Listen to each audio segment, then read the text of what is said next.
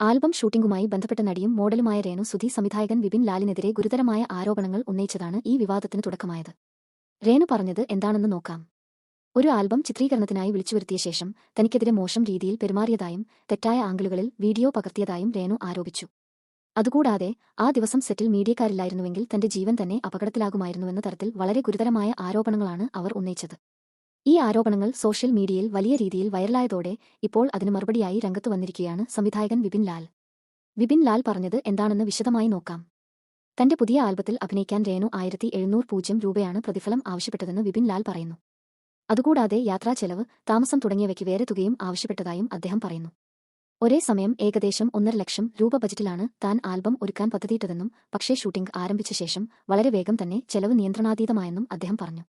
വിപിൻ ലാലിന്റെ വാക്കുകൾ പ്രകാരം ഒരു സീൻ മാത്രമേ എടുത്തിരുന്നുള്ളൂ, പക്ഷേ അതിനകം തന്നെ 8000 രൂപ വരെ ചെലവായി.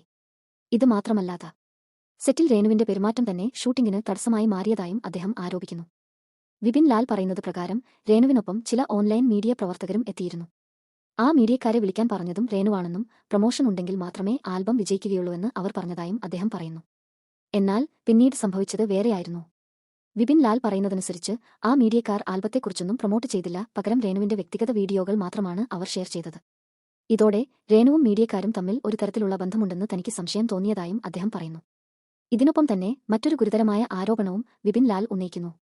സെറ്റിൽ തന്നെ രേണു മദ്യവും സിഗരറ്റും ആവശ്യപ്പെട്ടുവെന്നാണ് അദ്ദേഹത്തിന്റെ ആരോപണം. താൻ 9 വർഷമായി മദ്യപാനം നിർത്തിയ വ്യക്തിയാണെന്നും എന്നാൽ രേണുവിന്റെ ആവശ്യപ്രകാരം അസിസ്റ്റന്റിനെ അയച്ച് മദ്യവും സിഗരറ്റും വാങ്ങിപ്പിച്ചുവെന്നും അദ്ദേഹം പറയുന്നു. രേണു തന്നെ പറഞ്ഞതുപോലെ എനിക്ക് 5 കിൻസ് സിഗരറ്റും ഒരു മാജിക് മൊമെന്റ്സും വേണം എന്നാണ് ആവശ്യപ്പെട്ടതെന്ന് വിപിൻ ലാൽ പറയുന്നു. ഇത് കേട്ട് താൻ ആവശ്യമായ സാധനങ്ങൾ എല്ലാം ഒരുക്കി തിരികെ എത്തിയപ്പോൾ രേണു സെറ്റിൽ ഉണ്ടായിരുന്നില്ലെന്നും അവർ മീഡിയക്കാരോടൊപ്പം പുറത്തുപോയിരുന്നുവെന്നും അദ്ദേഹം പറയുന്നു. അതിനുശേഷം അവർ തിരികെ വന്നപ്പോൾ പെരുമാറ്റം വളരെ വ്യത്യസ്തമായിരുന്നുവെന്നും എന്താണ് സംഭവിച്ചതെന്ന് തനിക്ക് മനസ്സിലായില്ലെന്നും അദ്ദേഹം പറയുന്നു. വിപിൻ ലാലിന്റെ വാക്കുകളിൽ തിരികെ വന്നത് മറ്റൊരു രേണുവായിരുന്നു. തുടർന്ന് രേണു സെറ്റിൽ ബഹളം വെച്ചതായും നിയന്ത്രിക്കാൻ കഴിയാത്ത അവസ്ഥയായതോടെ താൻ ഉടൻ തന്നെ ഷൂട്ടിംഗ് പാക്കപ്പ് പ്രഖ്യാപിച്ചതായും അദ്ദേഹം പറയുന്നു. പണം പോകട്ടെ, ജീവിതമാണ് വലുത് എന്ന നിലപാടിലാണ് താൻ തീരുമാനം എടുത്തതെന്നും അദ്ദേഹം കൂട്ടിച്ചേർക്കുന്നു. ഇപ്പോൾ ഈ വിഷയത്തിൽ മറ്റൊരു പ്രധാന ഭാഗം കൂടിയുണ്ട്. വിപിൻ ലാൽ രേണുവുമായുള്ള പഴയ ബന്ധത്തെക്കുറിച്ചും തുറന്നു പറയുന്നുണ്ട്. കുണുങ്ങി കുണുങ്ങി എന്ന തന്റെ പഴയ ആൽബത്തിലാണ് രേണു അഭിനയിച്ചതെന്നും അന്ന് അവർക്ക് പ്രതിഫലമായി ഒരു ദിവസം 3000 രൂപ നൽകിയതായും അദ്ദേഹം പറയുന്നു. അതേസമയം ദാസൻ എന്ന വ്യക്തിയാണ് രേണുവിനെ പരിചയപ്പെടുത്തിയത് എന്നും ആ സമയത്ത് ചില പ്രശ്നങ്ങളും ഉണ്ടായിരുന്നുവെന്നും അദ്ദേഹം സൂചിപ്പിക്കുന്നു.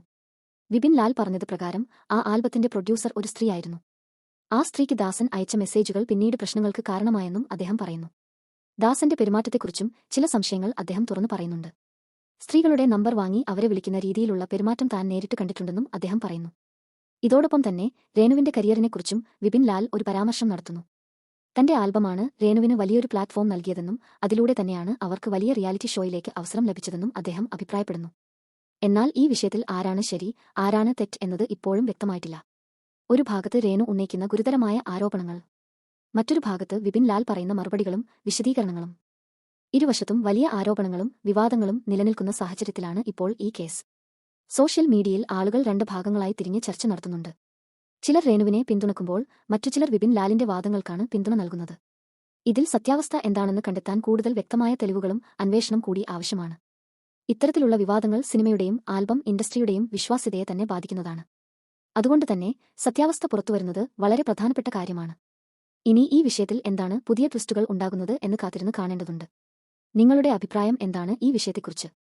രേണുവിന്റെ ആരോപണങ്ങളാണോ ശരി, അതോ വിപിൻ ലാലിന്റെ വിശദീകരണങ്ങളാണോ വിശ്വസനീയമെന്ന് നിങ്ങൾക്ക് തോന്നുന്നത്?